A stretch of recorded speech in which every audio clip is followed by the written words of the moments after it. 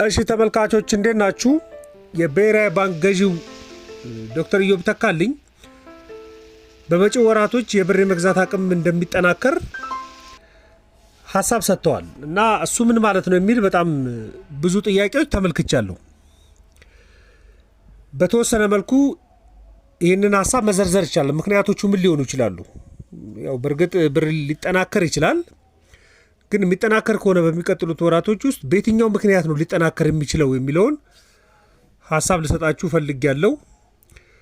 ደግሞ እንዳይጠናከር ሊያደርጉ የሚችሉት የሚታዩ ምክንያቶች ደግሞ አሉ። እነሱ ምክንያቶች ምንድናቸው የሚለውን ሐሳብ ልሰጣችሁ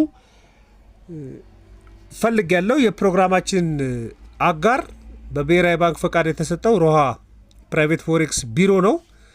የማንኛውም የውጭ ሀገር ምንዛሬ ካላችሁ ወደ ውጭ ሀገር ጉዞ ካለባችሁ እንዲሁም እጃችሁ ላይ ውጭ ምንዛሬ ካለ በተሻለ ዋጋ እንዲመነዝሩ በካሳንቺስ ሳር ቤትና ድሬዳዋ ቢሮዎችን ከፍቶ ይጠብቃችኋል። በ0991 33 2000 በ0960 44 43 33 በመደወል የተሻለ ምንዛሬ ማግኘት ትችላላችሁ። እንዲሁም በሶሻል ሚዲያ ሊንኩ በየዕለቱ የምንዛሬ ዋጋን ለማነጻጸር መጠቀም ትችላላችሁ። አሁን የብሔራዊ ባንክ ከብዙ ጉዳዮች ጋር ያገናኛል የገንዘብ የመግዛት አቅምን የማጠናከርን ሐሳብ ሲያስብ ማለት ነው። ግን መጀመሪያ ለምንድን ነው የብር የመግዛት አቅም እየተዳከመ የነበረው የሚለው በጣም መሰረታዊ ጉዳይ ነው። ብር ከዶላር አንጻር ሪፎርሙ ራሱ ያመጣው ተጽዕኖ አለ። በሪፎርም ምክንያት እንደውም ብሔራዊ ባንክ ገዢው ሲጠቅሱ 2/3 የመግዛት አቅሙን ያጣው ብር ይመለሳል ነው። እንግዲህ በቅርቡ ብሔራዊ ባንክ በሚቀጥሉት ወራቶች የገንዘብ የመግዛት አቅም ሊጠናከር ይችላል ብሏል። ምን ማለት ነው? አንድ የአሜሪካ ዶላር የሚገዛበት ዋጋ ዝቅ እንዲል ይሆናል እንደማለት ነው። ስለዚህ እንደሱ መጠበቅ አለባችሁ።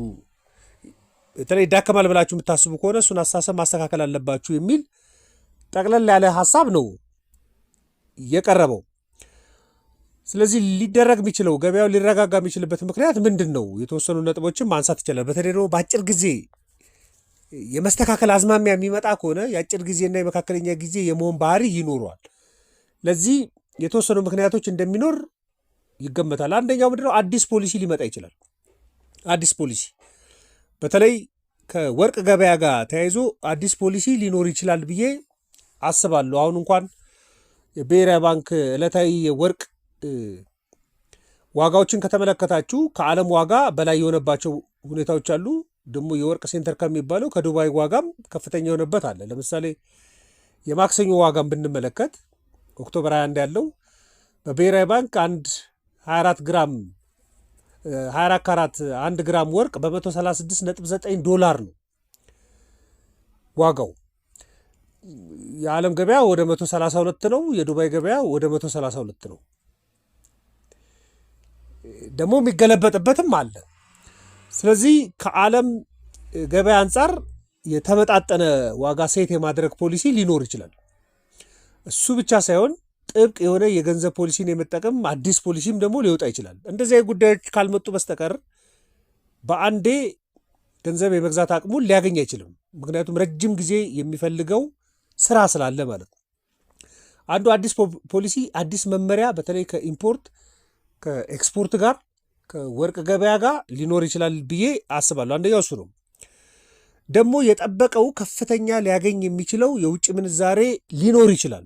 ምክንያቱም ዝም ብሎ ሊበረታታ አይችልም። የሚበረታታው የውጭ ምንዛሬ ከተገኘ ነው። ስለዚህ ከአይኤምኤፍ ጋር ብድር እየጠየቀ ነው። ምናልባት ብድሩን ሴኪዩር ሊያደርግ ይችላል። በአጭር ወራቶች ውስጥ በሚቀጥሉ ወራቶች ውስጥ የብድር ድርድር እያደረገ ነው። ከጂቲኦኔዎች ጋር ከቦንድ አበዳሪዎች ጋር ድርድር ውስጥ ነው። እሱን ድርድር የሚያሳካ ከሆነ የራሱ ተጽዕኖ እንደሚኖረው አስቧል።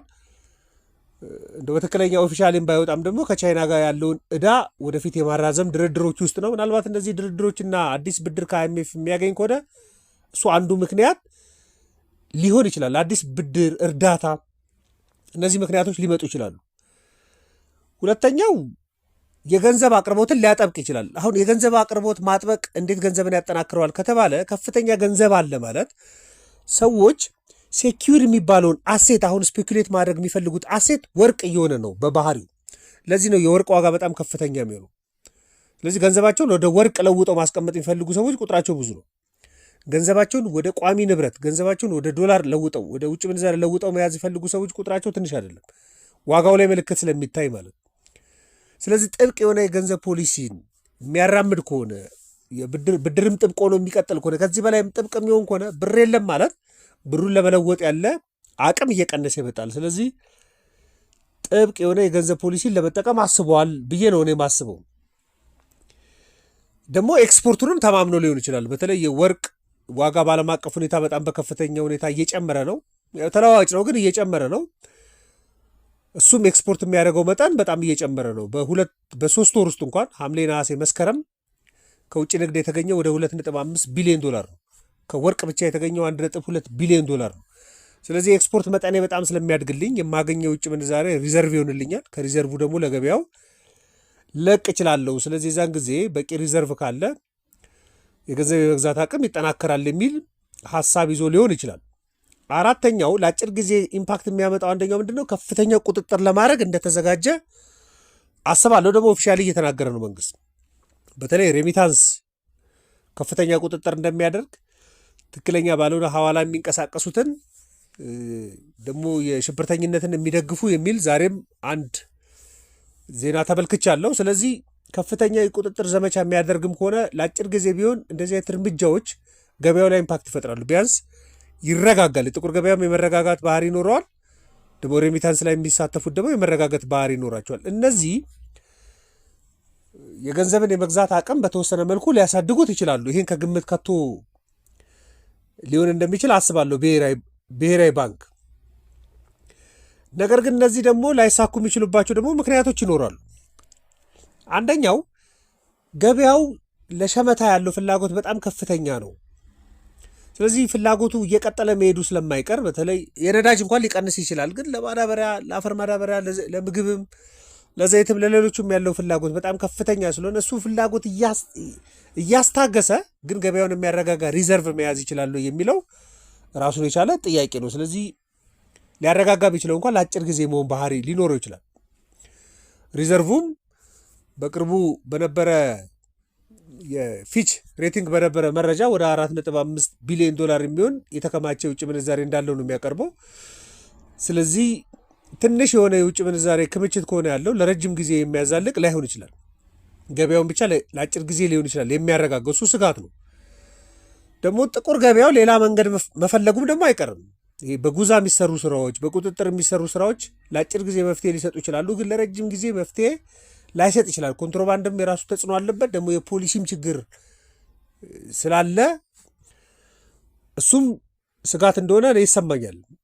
ይኸው የፖለቲካ የውጥረትና የኮንፊደንስ ማጣትም እሱም አንዱ ችግር ነው። ገንዘብ እንዳይጠናከር የሚያደርገው አንዱ ምክንያት እሱ ነው።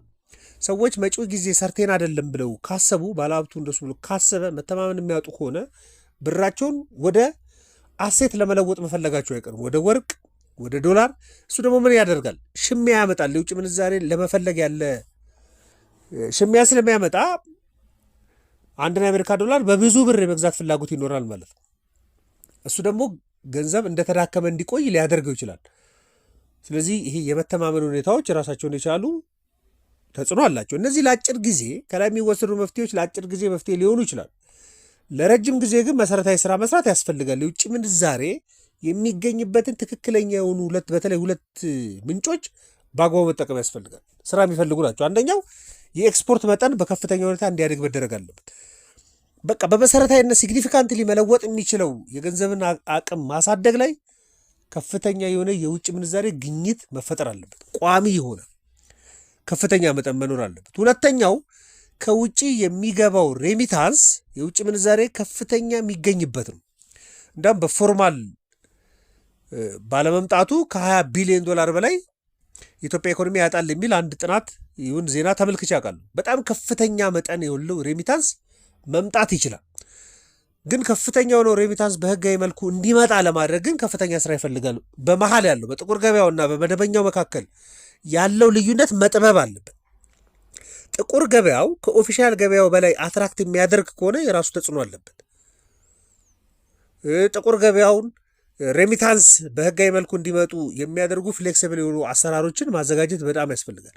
በህጋዊ መልኩ ለሚልኩ ቤተሰቦች፣ ግለሰቦች የተለየ ኢንሰንቲቭ ማዘጋጀት ያስፈልጋል። ማበረታቻ ማዘጋጀት ያስፈልጋል። የውጭ ምንዛሪ የሚጠቀሙበትም ሊሆን ይችላል፣ ኢንቨስትመንት ላይ ሊሆን ይችላል። ሌሎቹም ላይ ሬሚታንስ ላይ ያለውን ስራ በከፍተኛ ሁኔታ በመስራት በዘላቂነት መቅረብ ያስፈልጋል። ነገር ግን በቀጣዮቹ ወራቶች ብር ይጠናከራል ከተባለ ቅድም በጠቃቀስናቸው ምክንያቶች ሊጠናከር ይችላል። ግን የጊዜያዊ አይነት ባህሪ ሊኖረው ይችላል።